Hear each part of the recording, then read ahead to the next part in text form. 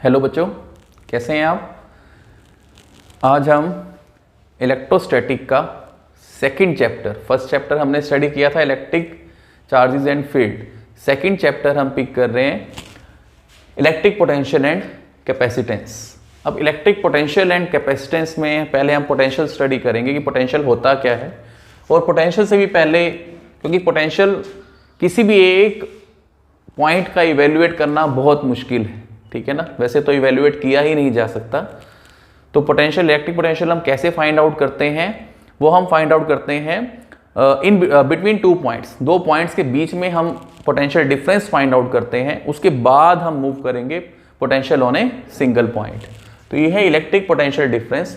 Electric potential difference क्या कहता है, चलो पहले हम डेफिनेशन लिख लेते हैं, फिर मैं आपको एक्सप्लेन करूंगा। It is the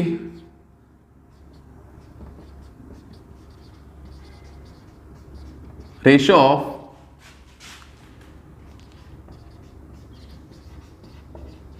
work done by external agent। ठीक है, ये वर्क डन होता किस में है, work done by external agent to bring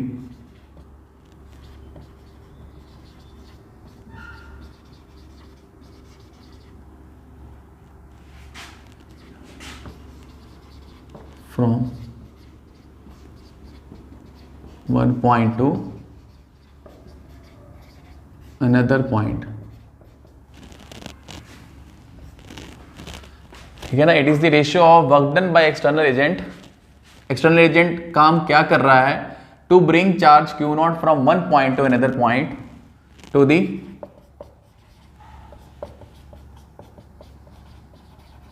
test charge q not. जिस चार्ज को हमें, ये टेस्ट चार्ज ही है बच्चों, ठीक है ना, जिस चार्ज को हमें एक एंड से दूसरे पॉइंट, एक पॉइंट से दूसरे पॉइंट पर लेकर आना है, ठीक है, उसका रेशियो होता है। इलेक्ट्रिक पोटेंशियल डिफरेंस क्या होता है, it is the ratio of work done by external agent to the test charge q not. ठीक है, और इसमें एक बात ध्यान में रखनी होती है कि ये जो टेस्ट चार्ज जो हम एक पॉइंट से दूसरे पॉइंट पर लेकर आ रहे हैं, उसकी स्पीड क्या होनी चाहिए, कांस्टेंट होनी चाहिए, ठीक है, और बहुत स्लो होनी चाहिए, जिससे क्या होगा कि उसकी काइनेटिक एनर्जी चेंज ना हो। काइनेटिक एनर्जी चेंज नहीं होनी चाहिए, ये एक कंडीशन है जो फुलफिल होनी चाहिए इस टर्म के अंदर। ठीक है, ठीक है ना। अब क्या होना चाहिए, the charge should move very slowly, ठीक है ना। Keep kinetic energy constant. ये एक कंडीशन है कि चार्ज स्लोली मूव करना चाहिए। देखो हम कैसे फाइंड आउट करते हैं। सपोज करो मेरे पास ये पॉइंट ए है और ये पॉइंट क्या है, बी है, ठीक है, और हमने चार्ज जो है वो यहां प्लेस कर रखा है क्यू नॉट। क्यू नॉट एक टेस्ट चार्ज है, ये हम पहले भी स्टडी कर चुके हैं। क्यू नॉट एक ऐसा चार्ज है, इतना स्मॉल चार्ज है कि ये अपनी इलेक्ट्रिक फील्ड जनरेट नहीं कर सकता। अब हमने क्या करना है, इस क्यू नॉट को अगर मुझे यहां पर लेकर आना है तो मुझे कुछ ना कुछ तो इसके ऊपर वर्क डन करना पड़ेगा। अगर मैं इस चार्ज को यहां लाना चाहता हूं, ठीक है, अगर मैं उसे यहां लाना चाहता हूं तो मुझे कुछ ना कुछ वर्क करना पड़ेगा, work done by external agent हमें इसके ऊपर करना पड़ेगा। ठीक है, तो हम यहां से निकालेंगे क्या, पोटेंशियल डिफरेंस होता है V A minus V B. अब V B minus V A क्यों नहीं किया, V A minus V B क्यों किया है, क्योंकि फाइनल में से आप इनिशियल को माइनस करते हैं ना। फाइनल पोजीशन उसकी क्या है, ए है, इनिशियल पोजीशन क्या है, बी। हम फाइनल में से इनिशियल को ही माइनस करते हैं, इसलिए वी ए माइनस में वी बी किया है। और ये किससे इक्वल है, according to definition, work done by external agent divided by test charge q not. ये है डेफिनेशन, ठीक है ना। पोटेंशियल डिफरेंस क्या होता है, इलेक्ट्रिक पोटेंशियल डिफरेंस क्या होता है, it is the ratio of work done by external agent divided by q not. अब देखो work done by external agent में हम साथ में क्या ऐड ऑन करते हैं, work done by external agent हम कर रहे हैं to bring charge q not from one point to another point. अब हम बी से लेकर आ रहे हैं ना इसे, by bringing test charge from B to A, ऐसे भी लिख सकते हैं। हम बी से ए की तरफ लेकर आ रहे हैं, यही तो वर्क डन कर रहे हैं ना, बी से ए की तरफ लेकर आ रहे हैं उसे। आ रही है बात समझ में? तो इलेक्ट्रिक पोटेंशियल डिफरेंस क्या होता है? VA minus VB final minus initial, it is the ratio of work done by external agent. External agent work done जो हम कर रहे हैं, जो बाहर से हम वर्क डन कर रहे हैं, वो किस लिए कर रहे हैं? जो टेस्ट चार्ज Q0 पर प्लेस्ड है उसे हम कहां लेकर आ रहे हैं? A पर, B टू A लेकर आ रहे हैं, ठीक है, to bring test charge from B to A divided by test charge. तो ये हमें क्या दे देता है? पोटेंशियल डिफरेंस दे देता है बच्चों, ठीक है। इतना यहां नोट करो, फिर हम करेंगे potential at A point. Potential at A point, जो ये VA माइनस VB आता है, ये एक स्केलर टर्म है बच्चों, स्केलर टर्म है। और आगे हम क्या मूव करेंगे? Electric potential at A point find out करेंगे। नोट डाउन कर लो बच्चों इसे। It is a scalar term और यूनिट क्या होगी? देखो वर्क डन की यूनिट क्या होती है? जूल पर कूलम। वर्क डन की यूनिट जूल होती है और Q चार्ज की यूनिट क्या हो जाती है? कूलम। तो जूल पर coulomb is the SI unit of electric potential difference.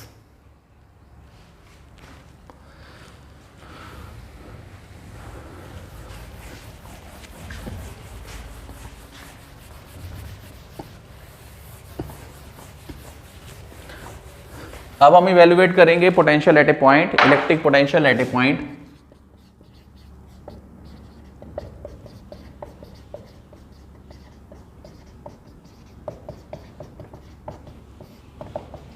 Electric potential at A point. देखो इसमें हम क्या करते हैं? अभी तक हमने फॉर्मूला स्टडी किया कि VA minus VB is equal to work done by external agent divided by Q0, मतलब B से A तक हम इसे लेकर आ रहे थे। 2 पॉइंट नेसेसरी थे। अगर मुझे एक पॉइंट के लिए निकालना है तो डेट मीन्स मुझे B पॉइंट को 0 करना पड़ेगा, तभी मैं A पॉइंट पर पोटेंशियल की वैल्यू फाइंड आउट कर सकता हूं। ये हम कैसे कर सकते हैं? जो साइंटिस्ट है उन्होंने क्या किया, एक पॉइंट को इन्फिनिटी पे रिज्यूम कर लिया। मान लो ये A पॉइंट है हमारे पास, दूसरा पॉइंट जो B है ना वो इन्फिनिटी पर प्लेस्ड है, इन्फिनिटी पर प्लेस्ड कर दिया, ठीक है। एज्यूम क्या किया, point B is at infinity, ये एज्यूम किया गया बच्चों। अगर हम B को इन्फिनिटी पर रख देंगे और अब मैं इसे यहां से यहां पर लेकर आ रहा हूं, मतलब यहां पर Q0 चार्ज रखा हुआ है ना B पॉइंट पर, और अब मैं Q0 को एक्सटर्नल फोर्स अप्लाई करके या एक्सटर्नल वर्क करके A पॉइंट पर लेकर आ रहा हूं। तो पॉइंट B को हमने कहां रखा? इन्फिनिटी पर रखा। पॉइंट B को इन्फिनिटी पर रखने से क्या होता है कि क्या एजम्पशन लिया गया कि जो पोटेंशियल एट इन्फिनिटी होता है वो 0 होता है, ये कंसीडर किया गया, एज्यूम किया गया कि जो इन्फिनिटी पर जो पॉइंट होगा उसका पोटेंशियल क्या होगा? 0 होगा। तो यहां से अब क्या हो गया? देखो VA माइनस में B की जगह मैंने इन्फिनिटी पुट कर दिया, work done by external to bring Q0 charge infinity to A पर हम लेकर आ रहे हैं उसे, इन्फिनिटी से A पर, ठीक है, डिवाइडेड बाय टेस्ट चार्ज। अब ये फैक्टर तो 0 ही हो गया बच्चों, ठीक है ना। पोटेंशियल एट इन्फिनिटी 0 है, तो यहां से VA की वैल्यू क्या आ गई? Work done by external agent by bringing infinity to A point तक हम लेकर आ रहे हैं, डिवाइडेड बाय Q0, ठीक है। कंसिडरेशन सारी की सारी वही है। टेस्ट चार्ज को हम बहुत स्लोली मूव करवाएंगे, ठीक है ना, बहुत स्लोली मूव करवाएंगे, ठीक है, जिससे काइनेटिक एनर्जी पर कोई इफेक्ट नहीं होना चाहिए। इसे पोज करके नोट डाउन कर लो।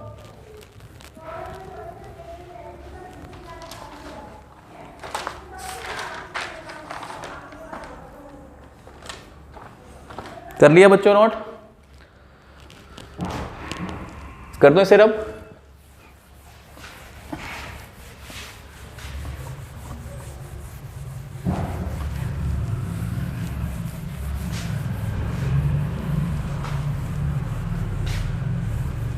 ये फॉर्मूला तो हमारा हमेशा यूज होगा ही। कुछ एक बातें जो है ना इंपॉर्टेंट पॉइंट्स आपने नोट डाउन करने हैं।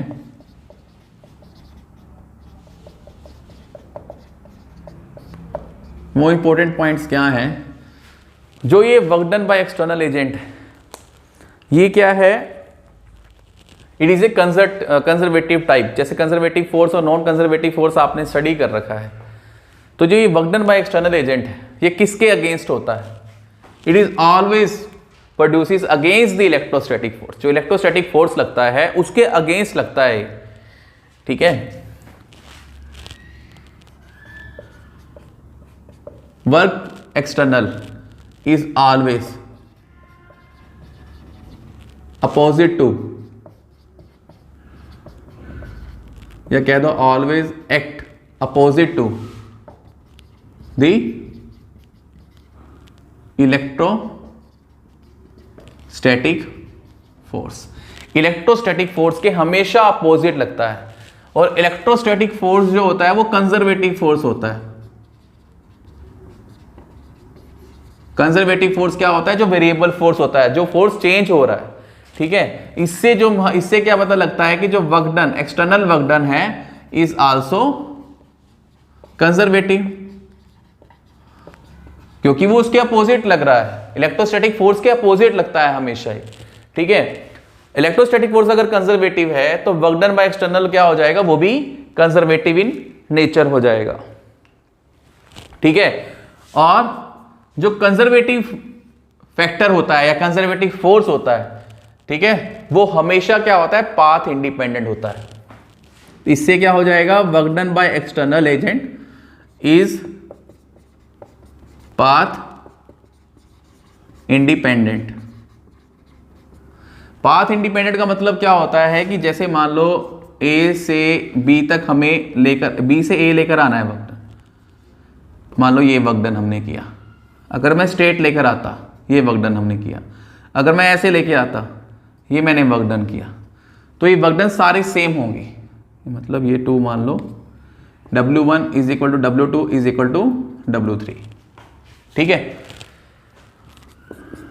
आ रही है बात समझ में? पाथ के ऊपर डिपेंड नहीं करता work done by external agent, इसलिए आप किसी भी पाथ से Q0 चार्ज को B से A पर लेकर आएंगे, वो वर्क डन हमेशा सेम रहेगा, जो भी आप पाथ फॉलो करो। वो तो एंड पॉइंट्स पे, पोजीशंस पे डिपेंड करता है। और work done in by external agent in round trip is always 0। मतलब पहले हम Q0 चार्ज को यहां से यहां लेकर आए, फिर Q0 चार्ज को दोबारा से B से A से B ले गए, तो नेट वर्क डन क्या आ जाएगा? राउंड ट्रिप के लिए क्या हो जाएगा? 0 हो जाएगा, ठीक है ना। जैसे मान लो एक सर्कुलर लूप है, एक पॉइंट से स्टार्ट किया, उसी पॉइंट पर मैं वापस आ गया चार्ज को लेके, तो मैंने कितना वर्क डन किया? वो 0 हो जाएगा हमारे पास।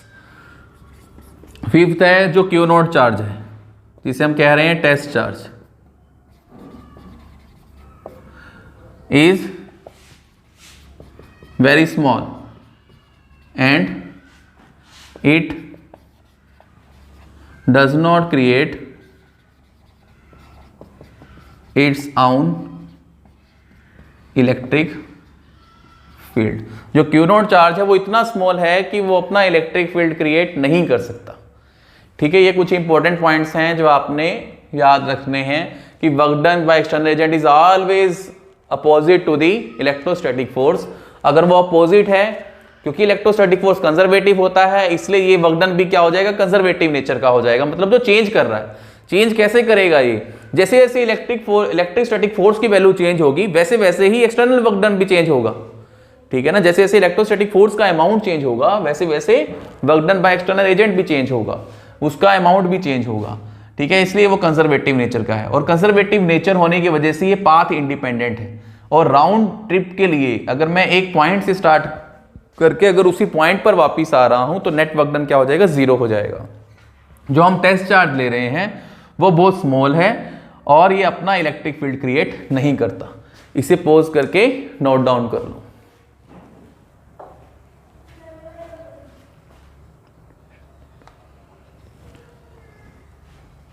कर लिया नोट डाउन?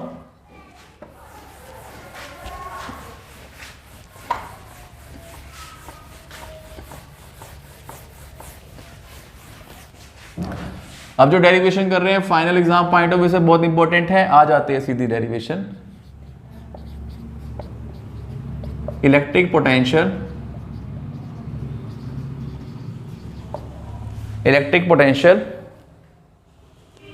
ड्यू टू ए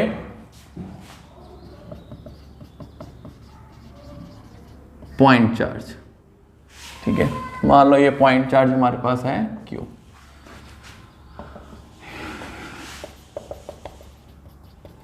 बहुत इंपॉर्टेंट है ये। अब मान लो हमारे पास ये पॉइंट चार्ज है बच्चों Q, थोड़ा सा यहां कर लेते हैं,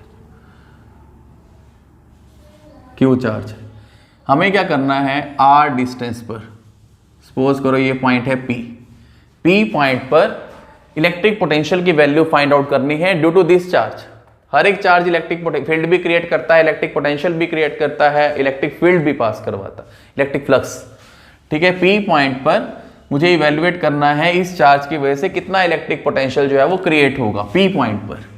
ठीक है, तो हमें पता है, देखो इलेक्ट्रिक फील्ड अगर मुझे निकालना होता तो मेरे पास फॉर्मूला क्या होता, KQ divide by R square. यही फॉर्मूला होता, हम कर चुके हैं ना, K इंटू में Q divide by R square. तो हमें निकालना है पोटेंशियल। तो कैसे करेंगे, इस पॉइंट पर अब मैंने क्या किया, एक पॉइंट पिक कर लिया, इन्फिनिटी पर एक पॉइंट प्लेस्ड है और यहां पर Q नोट चार्ज है। ठीक है, Q नोट चार्ज। अब मुझे क्या करना है, इसे यहां से यहां तक लेकर आना है P पॉइंट तक। अगर मैं ले आऊं तो मेरे पास फॉर्मूला आ जाएगा ना, ये work done by external agent. ठीक है, तो अगर मैं यहां से पोटेंशियल एट पॉइंट P निकालूं, वैसे क्या आएगा, potential at point P minus infinity पर है ना वो पॉइंट प्लेस जो हमने कंसीडर किया है, वो किससे इक्वल होगा, work done by external agent by bringing infinity to P। Charge को हम, टेस्ट चार्ज को इन्फिनिटी से P पर लेकर आ रहे हैं पॉइंट पर, और divided by test charge Q naught. ठीक है, टेस्ट चार्ज Q नोट। अब उसके बाद क्या कहता है कि सपोज करो, अब ये इवेल्युएट करना बहुत मुश्किल हो जाएगा, ये तो जीरो हो जाएगा बच्चों। मेरे पास Vp की वैल्यू क्या आ जाएगी, work done by external agent infinity to P divided by Q naught. ये तो फॉर्मूला हम कर चुके हैं। अगर मैं work done by external agent infinity to P निकाल दूं तो मेरे पास क्या हो जाएगा, सोल्व हो जाएगा, Vp की वैल्यू हमारे पास फाइंड आउट हो जाएगी। लेकिन अब देखो इन्फिनिटी तक का डिस्टेंस जो है वो बहुत ज़्यादा है। अगर मैं यहां तक लूं तब भी वो इन्फिनिटी ही काउंट होगा। मैंने क्या किया, मैंने मान लिया कि टेस्ट चार्ज जो है वो यहां पर प्लेस्ड है। लेट अस से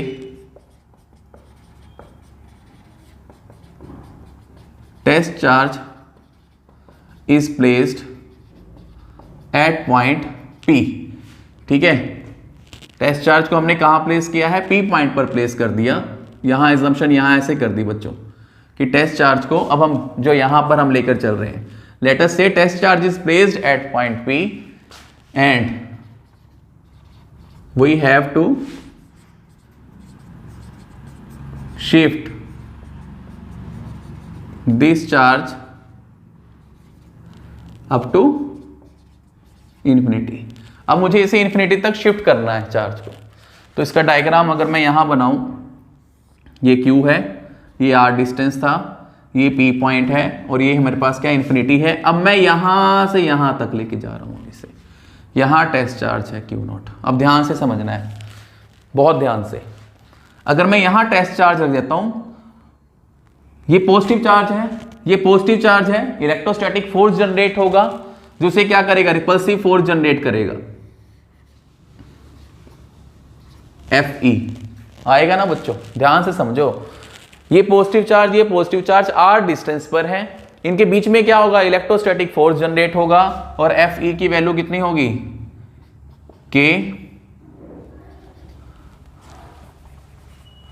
Q इंटू में Q not divided by R square.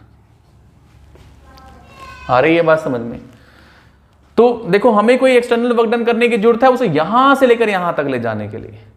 ये तो इलेक्ट्रोस्टैटिक फोर्स लगा, ये तो अपने आप ही इन्फिनिटी पर चला जाएगा, अपने आप ही। टेस्ट चार्ज है, इसने इसके ऊपर रिपल्सिव फोर्स जनरेट किया और ये तो अपने आप ही इन्फिनिटी पर चला जाएगा। लेकिन हमारी सेकंड कंडीशन क्या कहती है, ये ठीक है इन्फिनिटी पर तो हमें पहुंचाना है इसे, लेकिन वो कैसे जाए, with very small velocity, yes very small speed, speed उसकी क्या होनी चाहिए, मिनिमम होनी चाहिए, ताकि काइनेटिक एनर्जी उसकी चेंज ना हो, ठीक है ना, चार्ज की। तो उसके लिए मुझे क्या करना पड़ेगा, अपोजिट डायरेक्शन में फोर्स, एक्सटर्नल फोर्स लगाना पड़ेगा। ये एक्सटर्नल फोर्स है, एक्सटर्नल फोर्स लगाना पड़ेगा इतने ही अमाउंट का, ताकि ये बहुत स्लोली मूव करे बच्चों। अगर मैं ये ना लगाता, अगर ये नहीं है, सपोज करो इसने यहां मूव करना ही है इन्फिनिटी तक, तो ये पहुंच ही जाएगा, लेकिन बहुत तेज वेलोसिटी से मूव करेगा, जिससे काइनेटिक एनर्जी भी चेंज हो जाएगी। लेकिन कंडीशन क्या है कि काइनेटिक एनर्जी चेंज नहीं होनी चाहिए, काइनेटिक एनर्जी क्या होनी चाहिए, कांस्टेंट होनी चाहिए, ठीक है। उसके लिए स्पीड क्या होनी चाहिए, बहुत स्लो होनी चाहिए। उसके लिए मुझे क्या करना पड़ेगा, एक्सटर्नल फोर्स लगाना पड़ेगा अपोजिट डायरेक्शन में, एक्सटर्नल फोर्स अपोजिट डायरेक्शन में। तो ये एक्सटर्नल फोर्स जो होगा इक्वल तो होगा, लेकिन अपोजिट होगा एफ ई के, ठीक है। यहां तक ये कंडीशन है हमारे पास। और सेकंड कंडीशन क्या थी कि work done by external infinity to P, जो हम आ रहे हैं यहां से यहां तक, इन्फिनिटी टू पी, और जब मैं P से इन्फिनिटी आ रहा हूं, वापिस जा रहा हूं, देखो इन्फिनिटी से P पर आना, फिर P से इन्फिनिटी जाना, पूरा साइकिल कंप्लीट हो रहा है। मतलब एक राउंड साइकिल क्या होना चाहिए था, मैंने आपको बताया था, इसके जो हम इंपॉर्टेंट पॉइंट्स लिख रहे थे, 0 के इक्वल होना चाहिए। Work done via round trip that must be equal to 0, ये राउंड ट्रिप तो बन रहा है, इन्फिनिटी से P आना, फिर P से इन्फिनिटी जाना, तो दैट मीन्स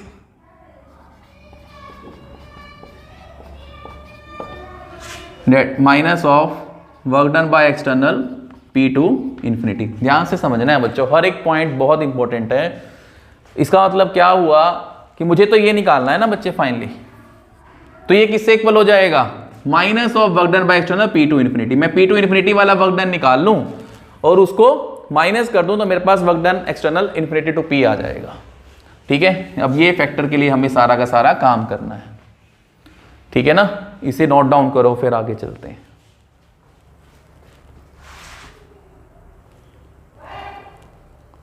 कर लिया बच्चों इसे नोट डाउन, ठीक है। ये हम निकाल चुके हैं ना, work done by F P कितना था हमारे पास, minus k q naught divided by r square. अब आ जाओ बच्चों, अब मुझे वर्क डन निकालना है, work done external P to infinity हम निकाल रहे हैं, P टू इन्फिनिटी वाला फिगर है ना हमारे पास। अब सपोज करो देखो, अगर मैं इसे नहीं कर दूं नॉर्मल फोर्स इनटू में डिस्प्लेसमेंट, तो वो गलत हो जाएगा, क्योंकि ये कंजर्वेटिव फोर्स है या कंजर्वेटिव वर्क डन है, जो चेंज हो रहा है विद रिस्पेक्ट टू डिस्टेंस। जैसे डिस्टेंस ट्रैवल कर रहे हैं वैसे वैसे वर्क डन भी चेंज होता जा रहा है, क्योंकि फोर्स चेंज हो रहा है इसलिए। तो हम ये इंटीग्रेशन वाला फॉर्मेशन लेके चलते हैं, ठीक है। फोर्स बाय एक्सटर्नल एजेंट, ठीक है, multiply by dot D r.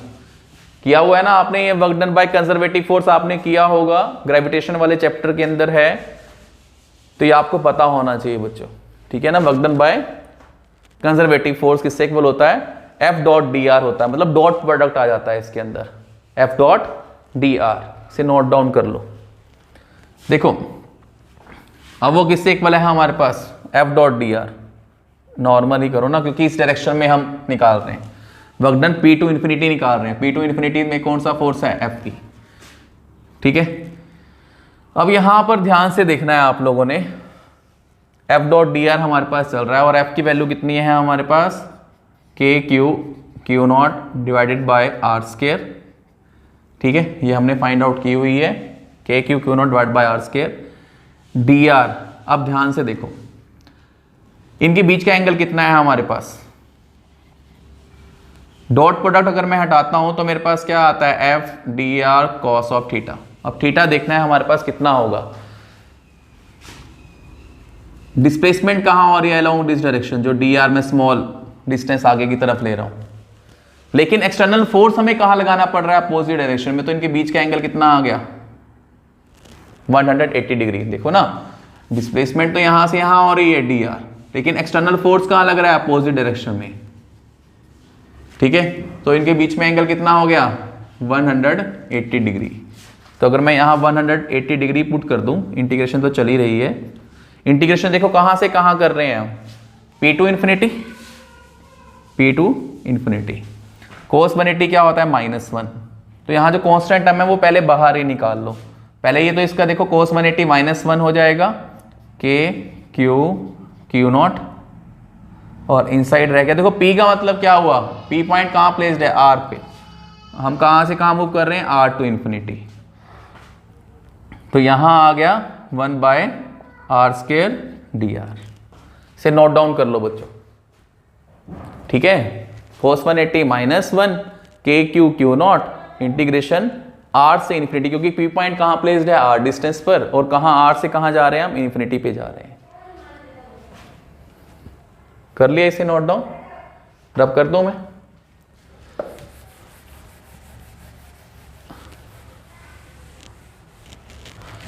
अब यहां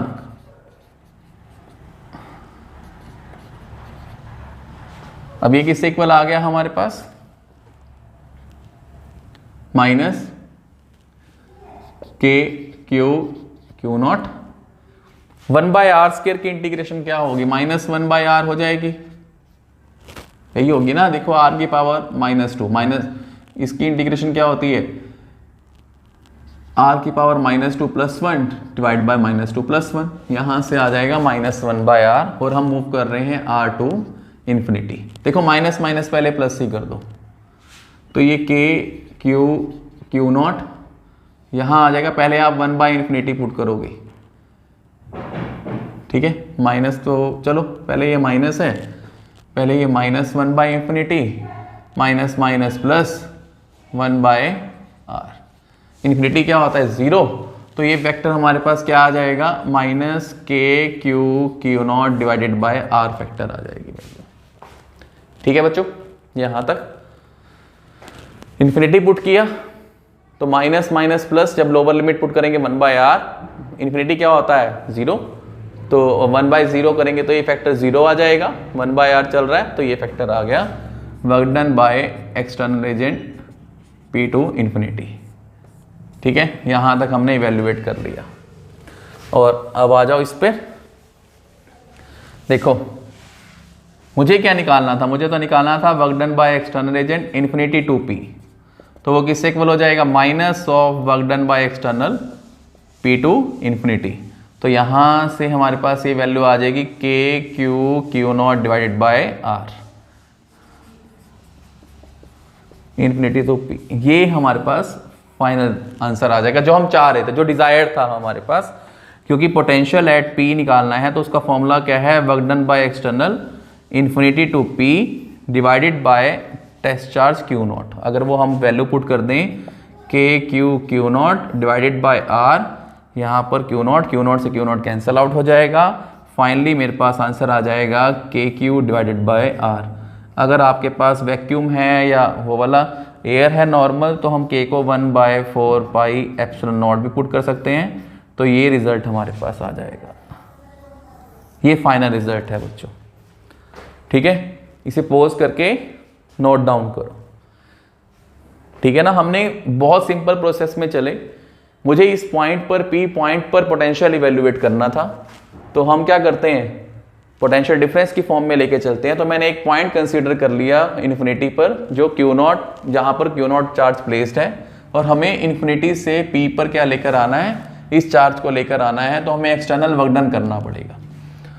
ठीक है, अब देखो अगर q का इस पॉइंट पर अगर मैं इलेक्ट्रोस्टैटिक फोर्स निकालूं तो आप डिस्टेंस नहीं आइडेंटिफाई कर पाएंगे। ठीक है ना, अगर आप थोड़ा पास में आएंगे वो भी इन्फिनिटी डिस्टेंस ही है। तो उसके लिए मैंने क्या किया, मैंने ये किया कि मैंने चार्ज को यहाँ प्लेस कर दिया, हम अपोजिट वे से चले, चार्ज को यहाँ प्लेस किया और उसको मैं इन्फिनिटी पर लेके जा रहा हूँ। ठीक है, क्योंकि अब मुझे नॉन डिस्टेंस हमें होगा, अगर मैं हल्का सा भी मूव करूंगा तो वो भी नॉन डिस्टेंस होगा हमारे पास। तो वही हम उस प्रोसेस के अलॉन्ग ही फॉलो किया। यहाँ पर अगर ये q नॉट चार्ज आ जाएगा तो इलेक्ट्रोस्टैटिक फोर्स लगेगा इसके ऊपर। ठीक है ना, जो रिपल्सिव इन नेचर होगा आउट डायरेक्शन में, कि Fe की वैल्यू क्या हो जाएगी, k not divide by r square. उसके बाद ये फोर्स, वैसे तो यही फोर्स सफिशिएंट था उसे इन्फिनिटी तक ले जाने के लिए, लेकिन हमारे पास कंडीशन ये होती है कि वो बहुत स्लो मूव करे ताकि काइनेटिक एनर्जी चेंज ना हो। उसके लिए मुझे क्या करना पड़ेगा, एक्सटर्नल फोर्स लगाना पड़ेगा अपोजिट डायरेक्शन में। ठीक है, एक्सटर्नल फोर्स हमने लगाया जो इक्वल और अपोजिट नेचर का था, मतलब F is equal to minus of F external था। तो आपको ये भी बताया था कि राउंड ट्रिप के लिए हमारे पास जो वर्क डन होगा, नेट वर्क डन, वो 0 होगा। इन्फिनिटी से P पर लेके जाऊं प्लस P टू इन्फिनिटी आऊं तो मेरे पास वर्क डन की वैल्यू क्या आ जाएगी, 0 आ जाएगी। तो यहाँ से जो मुझे चाहिए है वो minus of work done by external P to infinity आ जाएगा, मुझे ये निकालना था बच्चों। अब उसके लिए देखो कैलकुलेशन की, वर्क डन बाय एक्सटर्नल हमने P टू इन्फिनिटी निकाला, वो किससे इक्वल आया, इंटीग्रेशन फोर्स इनटू डिस्प्लेसमेंट, मैंने मान ली स्मॉल डिस्प्लेसमेंट dr, ठीक है, डॉट प्रोडक्ट था, डॉट हटाया तो cos थीटा आ गया। अब एंगल 180 डिग्री कैसे बनाया, क्योंकि देखो जो dr है वो तो इस डायरेक्शन में है ना बच्चों, एक्सटर्नल फोर्स इस डायरेक्शन में लग रहा है, तो इन दोनों के बीच में एंगल कितना बना, 180 डिग्री। तो cos 180 पुट किया, उसकी वैल्यू -1 होती है, ठीक है। तो हमने फिर उसे डिफ्रेंशिएट करते करते हम प्रोसीजर पे पहुंच गए, हमारे पास वैल्यू आ गई P टू इन्फिनिटी की -k q naught divide by r, और इन्फिनिटी टू P निकालना है तो minus of work done external P to infinity, वो पुट कर दिया।